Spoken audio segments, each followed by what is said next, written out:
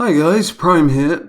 I've always wondered about the lore accuracy of certain gods, and we've made certain videos like this in the past, but never really focusing on one god. So today we're going to be focusing on Hades and deciding how lore accurate was Hades really. Now, we're going to be starting off with his classic Hades design, and in that, he's pretty much a skeleton that houses darkness or some sort of dark aura or entity or darkness, and as the god of death in the Underworld, it fits really well, I'd say. On his right shoulder, you can see a bird skull and his staff/scepter/bident. We'll get back into what exactly that might be in just a sec, but that houses a goat or ram's head. Now, both of these things are significant because the screech owl and the black ram were both sacred animals to Hades. But here's what a screech owl looks like, and here's what one of their skulls looks like. If you want to consider that thing on Hades' shoulder a screech owl skull, more power to you. I'm not 100% convinced, but it does make sense if it is. Either way, the ram on his scepter is a nice touch. He was said to have pale or olive skin, curly hair, and a slender yet physically fit body. Now, I'll give you 5 seconds to tell me where exactly all of that stuff is on his body, his original classic Hades design, because I don't see it. He doesn't have a single skin where he's showing off anything like that. You know how Thanatos got the whole final boss type skin where you can actually see him having skin? Zeus and Poseidon both have human fleshy appearances. Hades doesn't have any of that. And I get it, thematically it makes sense, but it is a shame. And his lore depictions do say that he has curly hair, pale skin, or olive skin. So, meh. But most criminally of all is probably his lack of a helmet. You could argue that the whole face mask thing, it looks like it's a skull face mask, could perhaps indeed be his helmet, or it could just be his skull, his actual part of his body itself. I would probably bet that it is part of his body itself. So the lack of the helmet that allows him to turn invisible that was forged by Cyclopses, very sad times for Hades and, lore correctness. Now you could argue that the whole darkness that covers his body, or the lack of, the olive pale skin, could be that it is there, it's just invisible and we see underneath all of that. But I think that's a stretch. A very speculative stretch. Moving on, he was known to use a bident, which is a two-pronged spear-type weapon, but that might also have been a scepter in his actual mythology that was capable of splitting the earth itself and making a happy pathway to the Underworld. The shaft and tips of the weapon seem to be made up of a sort of metal, and the ends in particular might be golden. If that's the case, then there's points there for lore accuracy, because Hades was considered to be both a god of metal and a god of wealth/riches. Now, moving on to his kit, I'm skipping over his passive. That thematically, the blight passive works, so I think that's not too hard to agree with. Death from below. Hades, the realm, is found underneath the earth.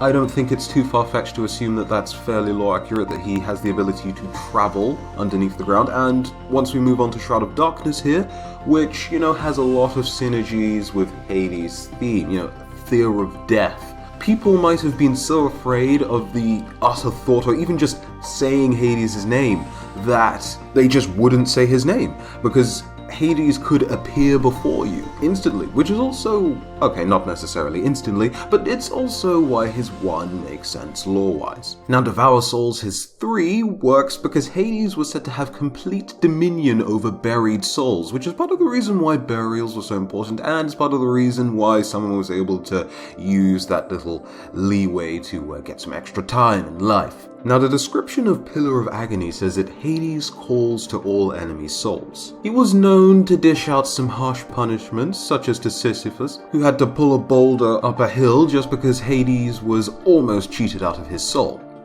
Almost. But did lose his soul for a good number of years. Now, the only reason I bring up the little description of Hades calls out to all enemy souls is again because Hades was said to have complete dominion over buried souls. And as far as I've been able to find out, god souls don't necessarily come under buried souls. I mean, yes, you could argue goddesses like Persephone, who were dragged underneath the earth, technically technically that is being buried in the earth, right? Or at least being dragged underneath the earth. I'm sure if you wanted to play with language a little, you could somehow make that work. But someone like Zeus, for instance, probably doesn't have their soul buried. So, Now, as for his voice, I have a pretty simple complaint that I'm only going to mention in this video, preferably. I might bring it up again a couple times until you guys get fed up of me mentioning it, but for now, it is a pretty significant point, I think, the first time I'm mentioning, and that's that if Hades was to appear before you, there's a chance that he might speak in your native language, because if you only know one language, how are you supposed to know fully who exactly he might be, the threat that he might represent necessarily? He might have to speak in your language, but from what I know, Hades isn't exactly well versed in any other language but the ancient language that the ancient Greeks used, right? So who's to say that he necessarily wouldn't at the least be Greek? I understand why his voice actor isn't Greek, and it is what it is, to a degree. But at the same time, as far as lore accuracy, I'm sure Hades having a Greek voice makes the most sense. But whatever, it is what it is. Lore accuracy moving forward, we have some of his actual lines, such as, "Your soul is mine," which is a callback to his love of having souls, of taking souls, and trust me, Hades did like to have his souls. Now, he's got a couple of lines that reference Cerberus, the guardian of the Underworld, and though technically Cerberus wasn't the only thing that kept souls within the Underworld, it was said that Hades either had another one of his helpers/hench who held these keys, or perhaps these keys were held by Hades himself, and they were used to lock the gates of the Underworld. That kept the souls within the Underworld. And Cerberus, of course, was still a good guard dog, but, you know, extra measures other than Cerberus, just to be safe. Now for some extra points, there's his Soul Taker skin, and it has some orbiting souls orbiting Hades' heels and the lower part of his body in his design, but the big thing that gets extra points is the fact that he's using a bident. And he was said to actually use a bident as his signature weapon, or just something that he was known to carry around or to have sacred to him. Poseidon, of course, he was known to carry around a trident, and Zeus was apparently said to have a similar weapon or item that had one prong. So there's that. His actual, in-game written lore story, the little backstory that Hyros does for every god, is good as far as lore accuracy is concerned. It doesn't go too much over the deep end, besides, of course, the little end or some of the parts that Hyros has to adapt to make sure that it makes sense to be fit into the Smite universe. There's not too much of that adaptation that's changed or played around with Hades. So that's nice and lore accurate. There isn't any mention of Hades' chariot that was pulled along by 4 black horses, which is a bit unfortunate for Hades, or at least I didn't pick up on any of those. I'm not sure, tell me if you guys did. Moving on to his newer design, a lot more dried, a lot more there's more flesh on it, but generally still doesn't really have that paled skin, more human fleshy look that we're really looking for. On top of his hood, you could argue that he is wearing some sort of helmet, so there's that.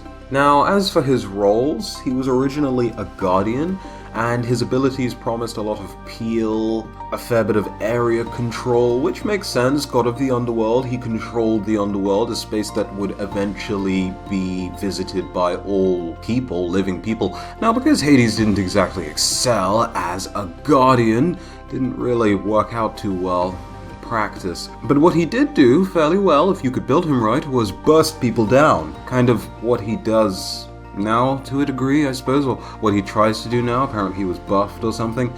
Lore-wise, it makes more sense for him to be a guardian, purely because, he rules over the Underworld. It's easier to see him as sort of a protector or just ruler deity, just as a guardian rather than a mage. A mage seems a bit more... So I get that Poseidon and Zeus, both mages, But really, I feel like Zeus, if he was true to his lore, his real class would probably be a guardian purely for what he represents. Same thing with Poseidon. But that's a discussion for another video. Overall, Hades is a fairly lore-accurate god, and whilst Hi-Rez did let their creativity get the better of them in some areas of his kit, like his design and his original design, being inspired more by what Hades represents rather than what Hades might have actually looked like, Hades is nice from a lore perspective. But what do you guys think? Do you think Hades is actually pretty terrible, shockingly bad from a lore perspective? Do you agree with me? Let me know your thoughts in the comment section below. And if you enjoyed the video, go ahead and leave it a like and subscribe to the channel for more content just like this. But until the next video, have a very good day. I